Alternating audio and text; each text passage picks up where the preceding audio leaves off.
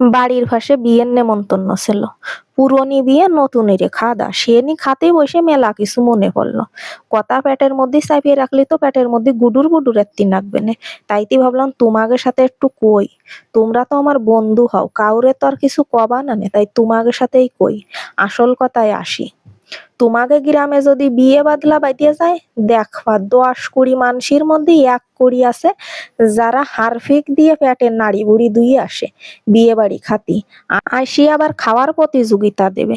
খিডা কয়খান খাসির মাংস খাতেই পারো, খিডা কয়খান মাছ খাতেই পারো, খিডা কয়খান দই খাতেই পারো। মাইয়ের মা বাবা, ছলের মা বাবা, এরা কত মানুষের আয়োজনের ইসে তাকে দিয়া সামর্থ্য আছে কিনা তা না ভাবে খাওয়া শুরু করে দেখবা। অথচ খোঁজ নিয়ে দেখবা একেবারে মাসে একদিন কেন বছরে একবারও খাসির মাংস এনে খায় না, অথচ মানসির বাড়ি গেলি পেট ধুয়ে যায়। ভাই তোকে একটু কই,